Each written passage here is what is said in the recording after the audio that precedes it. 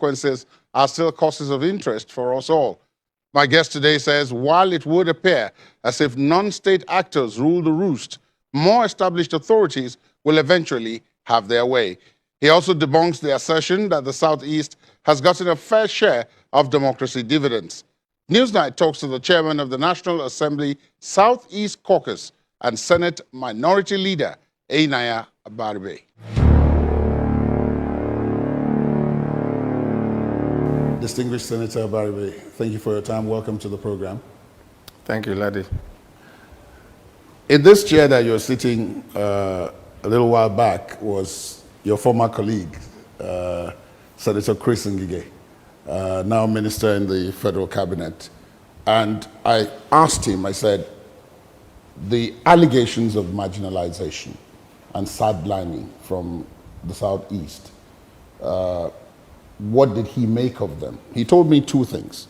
On the side of infrastructure, he said the Southeast cannot claim to have been marginalized, but that a point could be said to have been made in the case of appointments, but that something was being done by the federal government about that. So I'm going to put the same question to you now. We had this same discussion about 18 months ago. What do you think is responsible for perceived or real gripes over marginalization from the Southeast region? Well, Ladi, I think that we had this conversation 18 months ago, sometime in 2019. Yes. And all it reminds me of today is what I learned when we were doing elementary French in the secondary school.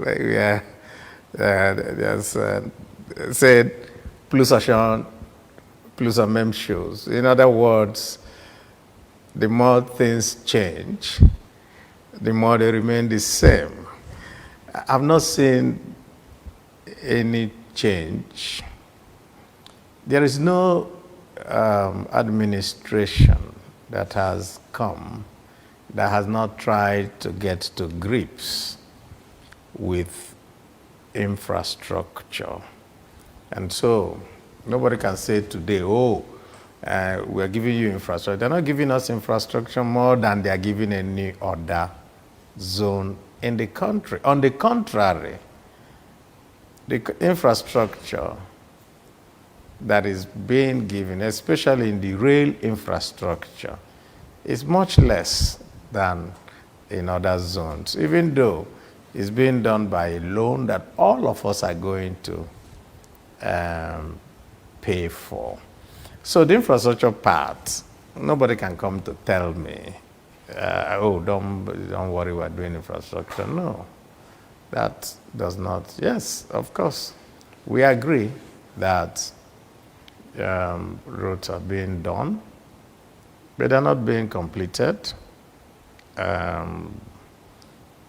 Of course, you know, the normal thing that the APC-led government does, anytime you I want to remind them that they came into office in order, as they said, to change what had happened in the past.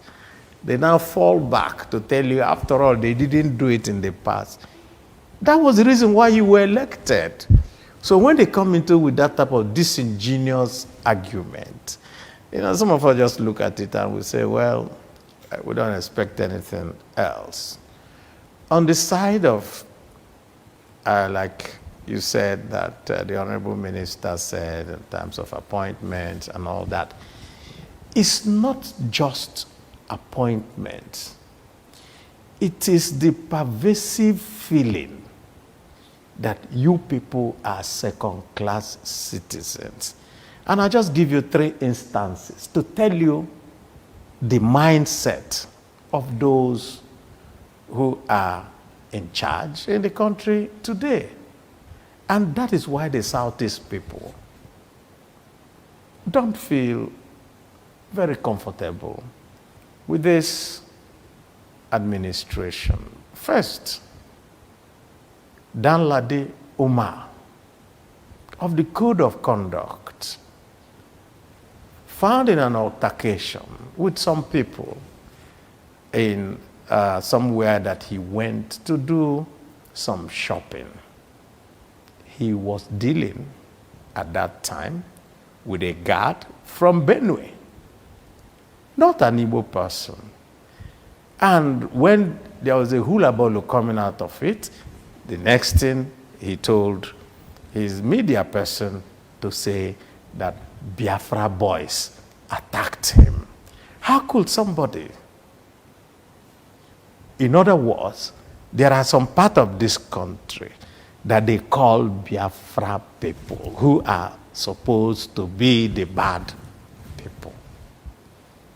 Then we go to the next one, and the southern governors made a strong statement about the law, because all that they said, no open grazing, because the land use decree gives the governors the right to determine the usage of land. And then the Attorney General of the Federation, who's supposed to be chief law officer, in responding to the southern governor, say, oh, what you're doing is the same thing as spare parts, banning spare parts in parts of the north. And everybody, of course, knows that the spare part dealers are mostly from the southeast. And then the third one, and the one that was the most painful cut for most of the people from the southeast, is when Mr. President was doing his interview in Arise Television, and there was a question about the IPOB. I said, oh, don't worry those people. They're just a dot, and they have businesses and property all over the country. In other words, equating everybody who is from the southeast, who has a business elsewhere from the southeast, as IPOB. So that gives you the mindset. And so when we talk about marginalization, anybody in the southeast, what they see is you don't belong. You understand me? That's all that they see. So if the president, for example, is required under the law to go ahead and appoint people, one per state, that is a requirement of the law. And so, for even all those people that he appoints from other places, the ones that he is comfortable with, they also have the same minister coming from their place. And so you're not doing us a favor. But it comes out when the statement is made by him and all. After all, did we not appoint you? Come on. When last I spoke to you, I put the question to you then that do you think zoning,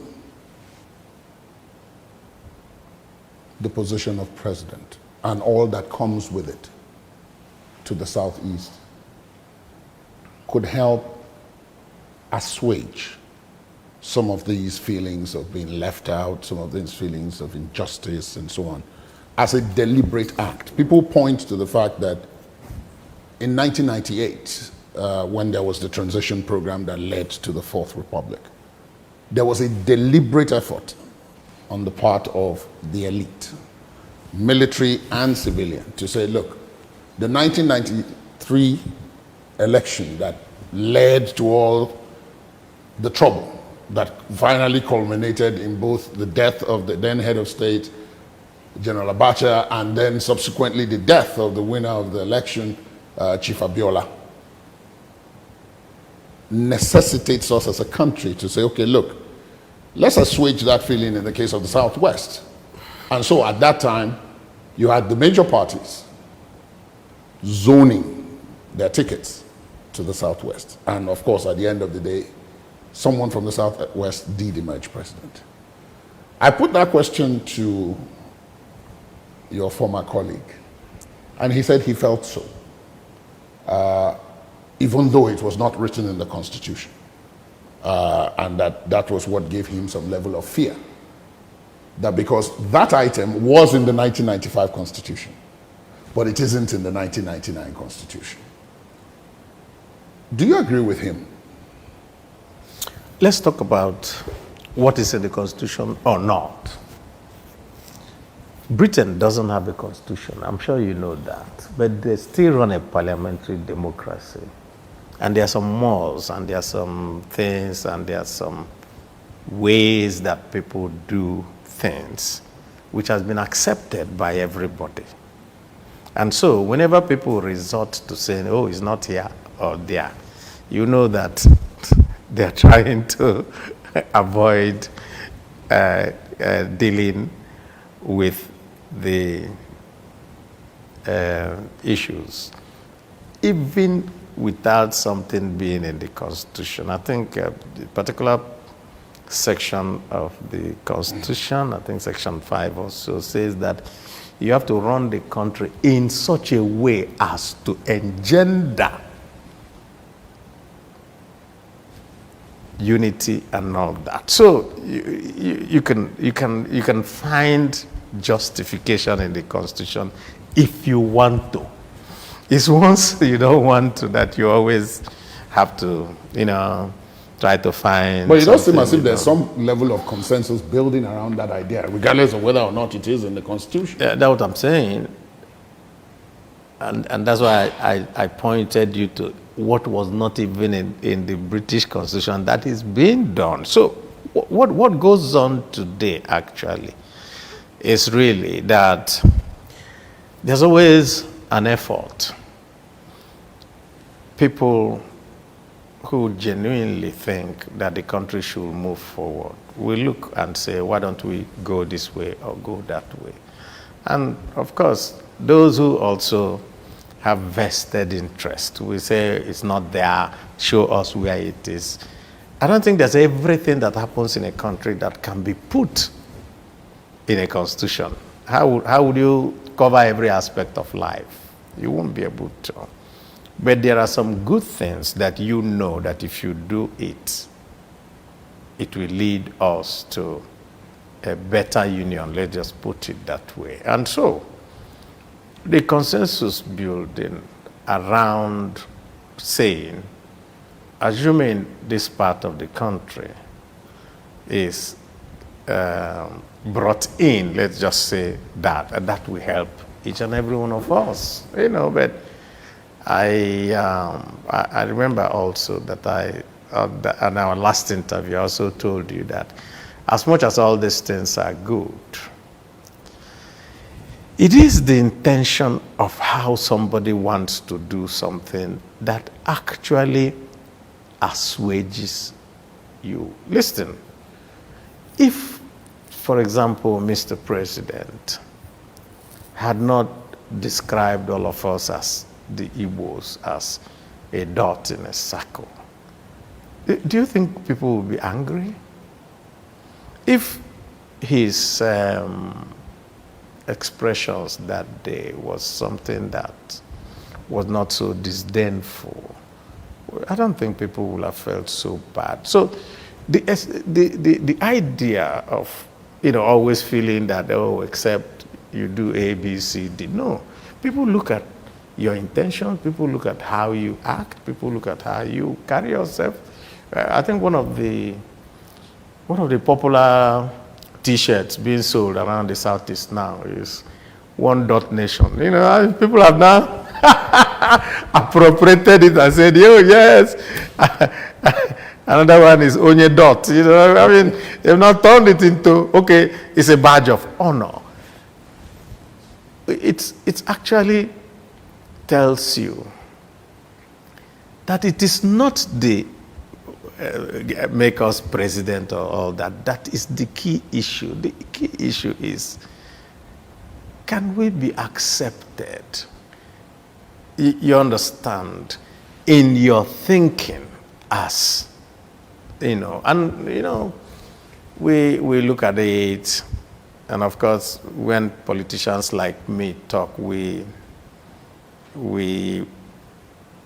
reduce it to, of course, specifics of give me this position or that position. But that's not really the point.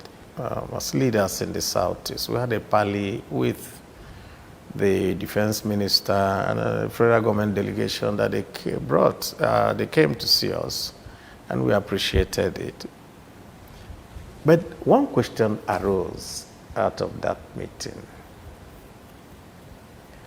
On that same week, more than 100 people were killed in Kebbi.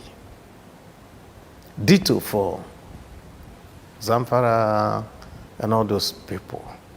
And nobody sent any delegation to go and have a parley with all the leaders of that place. Meanwhile, that same week we had a parley.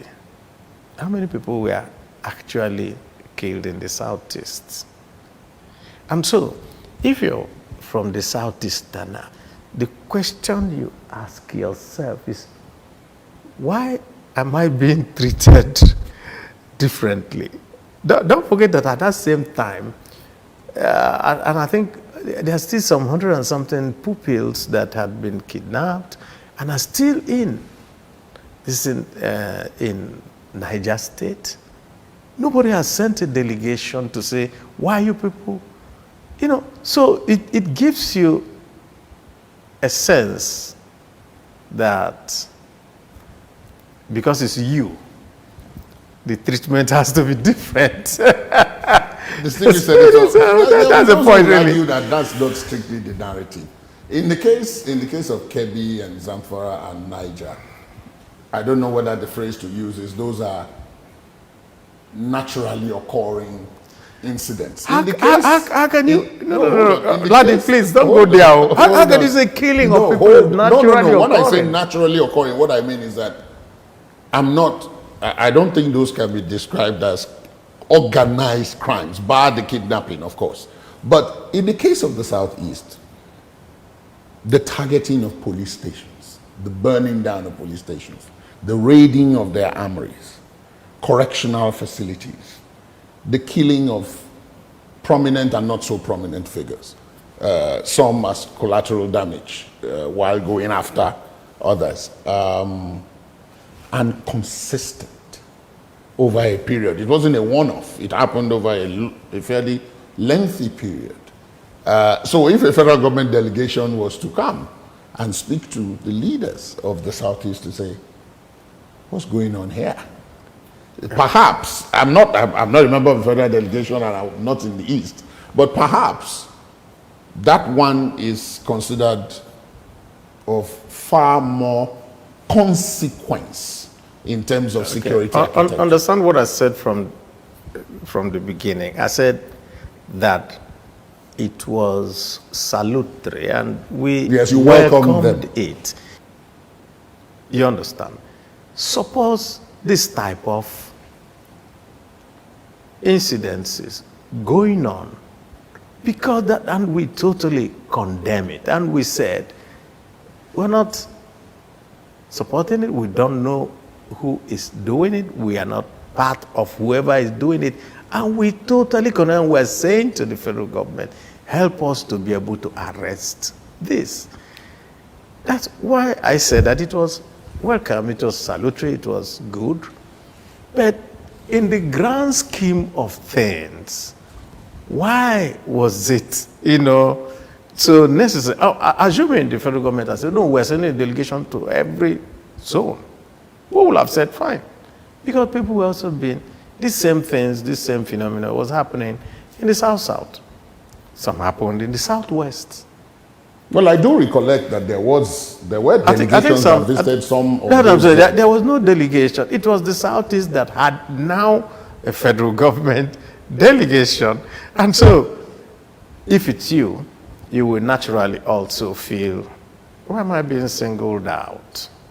Perhaps also, because now that you mention it, it also comes up on, there's a challenge to state authority in the Southeast, just like there is elsewhere. But in the case of the Southeast, it was demonstrated. I'll give you an example. No, so You've been giving me agree. examples. Let me give you an example. Okay, good. On May the 30th, Yes. IPOB asked everyone in the Southeast to stay at home. Yes. The governors of the Southeast said people should go about their businesses, that IPOB was unrecognized and was, in fact, was banned, that so they couldn't give such orders. Yes. But on the day,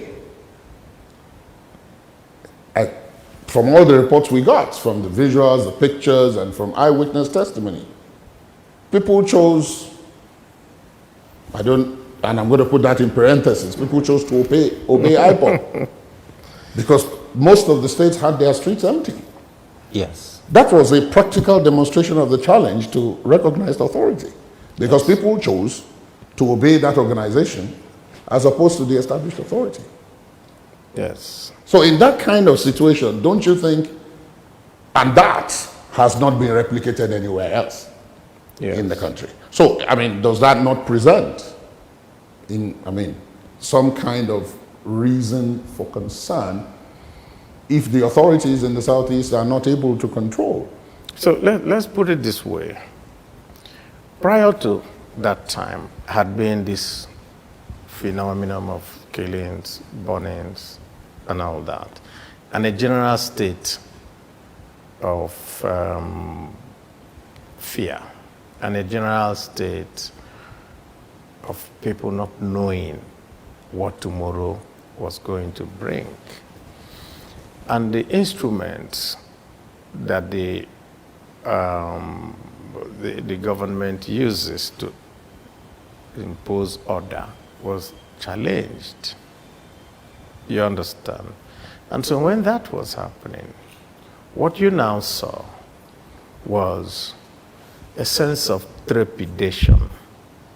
On the one hand, the IPOB people are saying, don't go anywhere. If you come out, whatever happens to you is up to you. And on the other hand, the government is saying, no, go your own way. Don't bother about it. We will protect you. And they knew that protection from the state was in very short supply. Haven't had all these attacks and all that. And so, if you're a citizen, what will you do? You will say safety first. If I sit inside my house, at least nobody's going to come in here. So you now have two things occurring. The genuine outpouring of grief for the 3 million and so people who died during the Civil War. And on the other hand, the palpable fear that if I go out today, who knows what is going to happen to me. So it's a combination of all those things that now led to you seeing people stay indoors.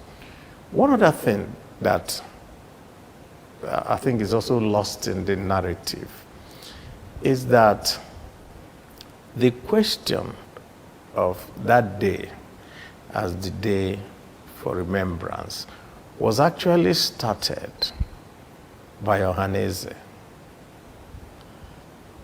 years earlier and given Philip by IPOB now. And you could see that the governors who had threatened that they were going to, later said, no, you can now stay in your house, don't go anywhere, we're not going to do anything again and all that. I think Governor Mai did so, and the governor of Abia did so, and so forth. So, and subsequently, I think the governors now said, okay, so we'll now adopt this, we're not going to make it a public holiday, and so on and so forth. But let's also note that at the end of the at the end of everything, at the root of everything, is also this pervasive feeling by people in the Southeast that just like history of the Civil War was completely obliterated from our curriculum, that there is also an effort to make sure that we don't remember our dead. There's hardly any household in the Southeast that did not lose a member to that Civil War. Don't forget also that prior to that, there had also been the whole threat of, we'll deal with you people if you do this. So there's just too many combinations that I think that going forward, what we actually should do is always, as people do when you lose somebody and there is no closure, we find a way of having a closure. If, as the Southeast governors have done now by saying, okay, we agree, we will now celebrate it, we will now do it, you will now find that there will now no longer be any state power versus this power. And we now can move on with our lives. At every point, we always feel that enough attention is not being paid to the concerns of people. There was a civil war. We can run away from that. People died. Children, adults, soldiers, non-soldiers. And it culminated in a generation or two of people from the Southeast being lost. And nobody wants a repeat of that. And the only way you make sure that there is no repeat is that you remember. You don't suppress. You try as much as possible to understand so that all the subsequent generations, when they understand what had led to that, they no longer would do things that may lead us to such a position. So maybe what happened in this last May 30th was salutary in the sense that it has now dawned on all government and the citizens alike that we need to always remember. I'm going to bring you to the National Assembly and the issue of constitutional amendment and how, if it's possible, especially against the backdrop of the rally cry for restructuring, it can make any sizable difference. But I still want to hold on to this topic of the Southeast and the issue of state actors versus non-state actors. If IPOB has been banned, it's been labeled a terrorist organization, and yet its leader is outside the country, but still manages to have this, I don't know if the word is grip, on certain segments of the Southeast population. We've just talked about May the 30th, and as you said, IPOB didn't start it, but IPOB gave it to Philip. Yeah. And it now appears as if the helmsmen in the State East are now compelled to follow the IPOB example. Are you seeing, perhaps imperceptible at the point, but becoming stronger, that the balance of power is shifting? Because if people are following these non-state actors, and that, I must concede, is not only in the Southeast, it's happening in the Southwest as well. It's happening in some cases in the South too, even in the northern parts of the country. But I'm focusing on the Southeast because that one appears to be the one that is most apparent in terms of the shift. Do you not then see a situation where these non-state actors may begin to call more and more of the shots against the established actors like yourself? No, I think what's going on is simple. And we need to always understand it. If you do not have opportunities being given to people and a vacuum is created, something will fill that vacuum. And I think that what you're seeing is some non-state actors filling the vacuum that ought to have been filled by the state actors. That's all that you're saying. And the reason is also fairly straightforward. If I seek security and you're unable to provide it as a state actor, and a non-state actor says, I'm providing it, and goes ahead to show it, what you see is people drifting to what they think will be able to provide them with that security they want. If I, as a state actor, am unable to bring what we now call dividends of society, of the democracy to the people, and if we are unable to do that, and a non-state actor now shows up and says, you see the reason why they can't even do it, but if you follow me to an El Dorado, I will give it to you. So you can see that these are merely... But why are the state actors not able to do it? I mean, well, now, you have just said now that no, let me give it's again, all over the country. Yes, but in the particular case, so no, in the I do not case, think that you can locate it in the south. No, I'm locating in the southeast because we've been following a narrative. Yes. And you mentioned now that, I mean, these non-state actors tend to give the impression that the state actors are not providing. We will provide, provided you follow us along these lines. Why are the state actors not providing? In the southeast, you have governors of both parties, incidentally. It's one of the zones where there's a fairly equal mix now of the governors of both parties. There are PDP governors there are APC governors, there's even an APGA governor in the southeast. They have senators like you, again, APC, PDP. You are their leader, incidentally, in the case of the PDP in the Senate.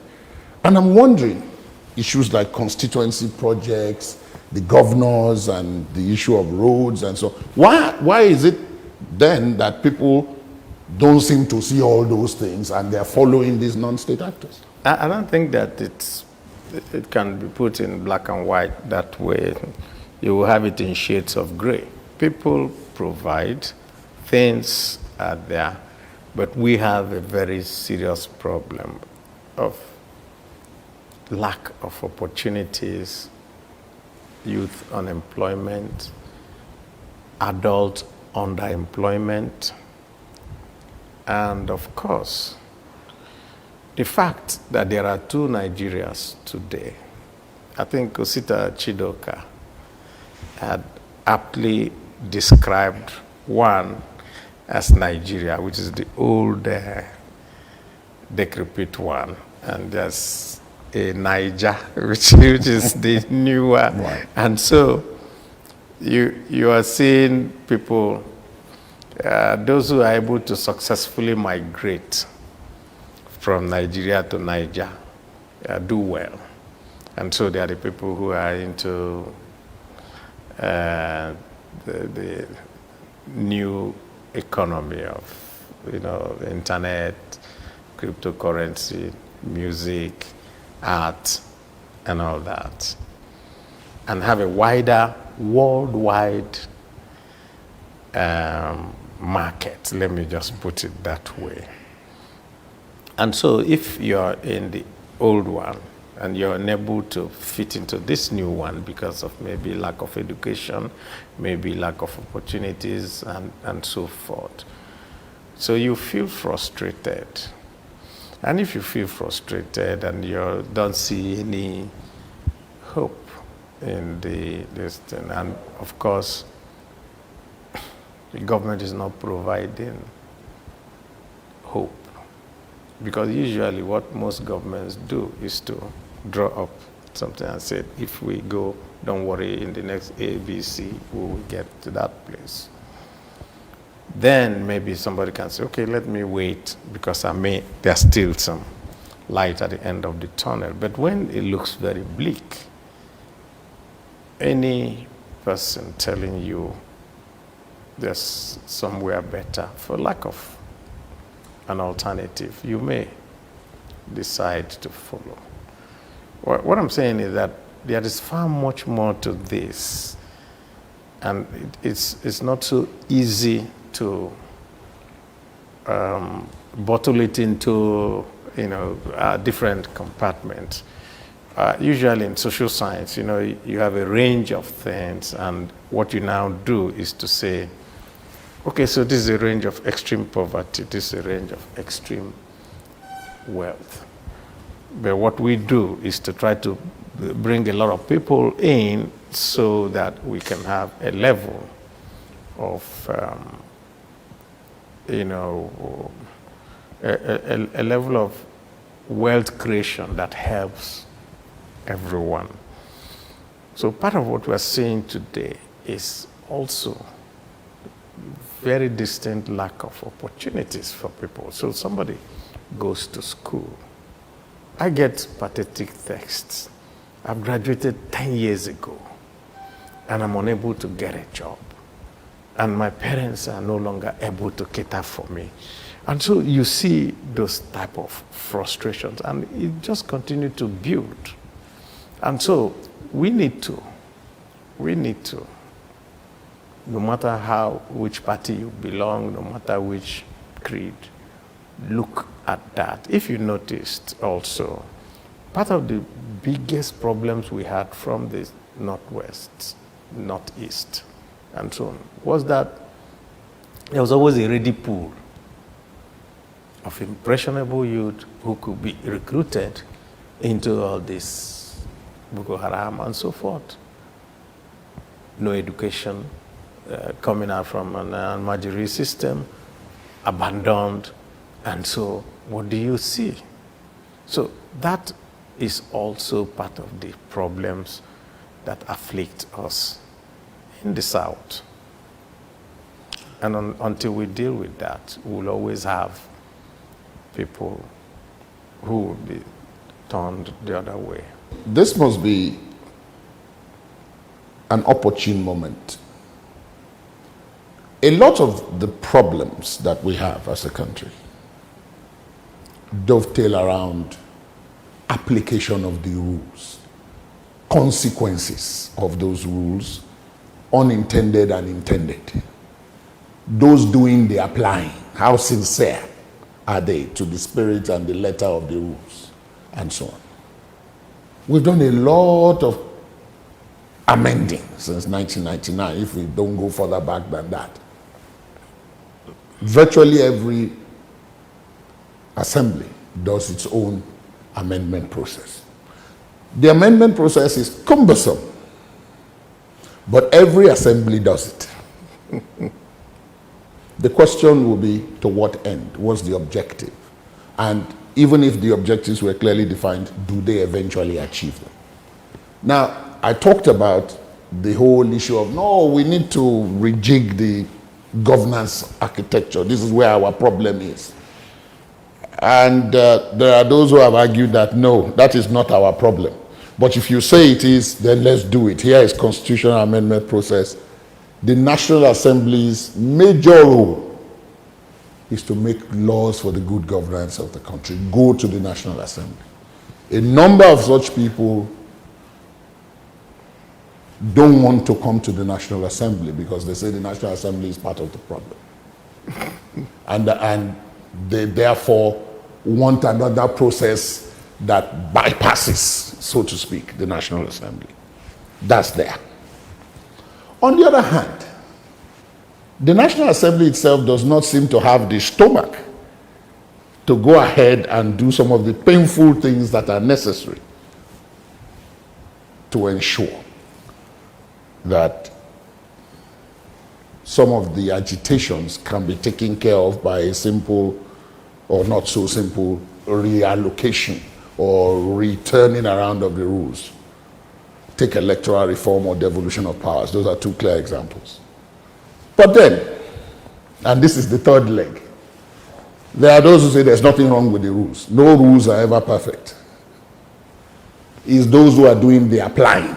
That's so no matter how many times you change the rules or you adjust the rules, if those applying them remain the same and have the same attitude, you are going to have the same problem. You talked earlier on about Britain not having a constitution.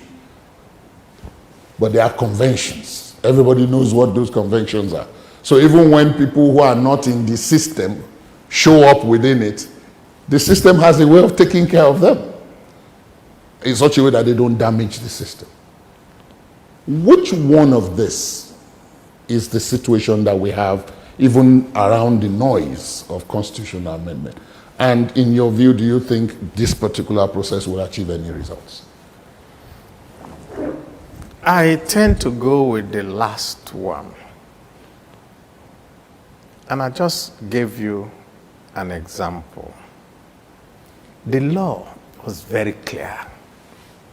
Section 152 of the Electoral Act says you cannot appoint somebody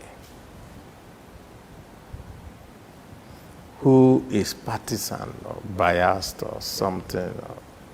Yet, we still got from Mr. President last week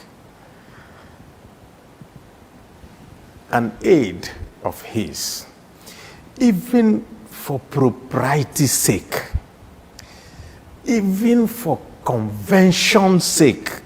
Let's leave the law aside. How would you, as a president, take somebody who has been working with you in your office and say, go and be an unbiased umpire? How could that be? So, that's why I said I tend to go with the last one that you say. You cannot have a democracy if you're not a Democrat. And who is a Democrat? Must be somebody who is willing to abide by the laws and the rules of the entity that he is. So, if the law says that in this particular organization, the Federal Character Commission, the top positions must be shared between the North and the South, and it's right there in the law, and you decide that you won't do that, how can you now turn around and now say it is merely by amending the law? You understand? Because the next thing you're now telling everybody is, okay, go ahead and amend the law to say a president who does this type of nomination, despite the fact that there was a rule, will suffer consequence A, B, and how can you be rewriting the whole laws that way? So, to be very frank, there are too many things that are in our present constitution as it is, that if applied in the way it is there in the law, if done the way it's supposed to be done, will have resolved most of our issues. I'll just give you one example. The Southeast says we do not have anybody in the armed forces leadership, and so if you go to a meeting to decide what to do in the Southeast, there's no Southeasterner there. But the law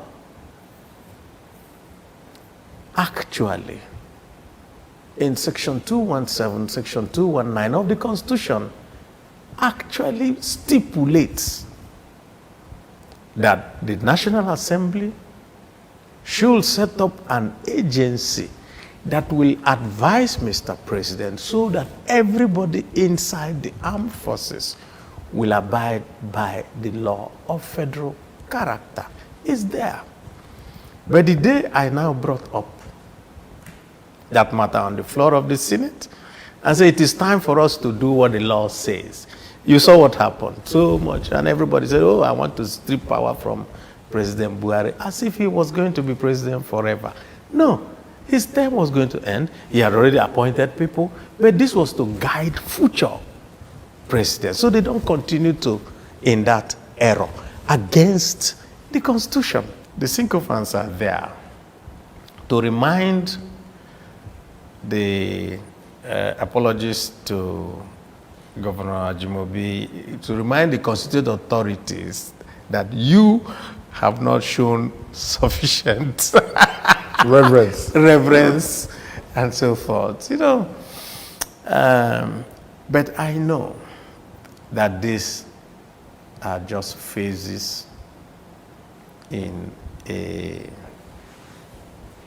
society in which, as we continue to improve, we will continue to drop some of these habits. That's why I talked about apologies to Sita Chidok and a Niger and a Nigeria. So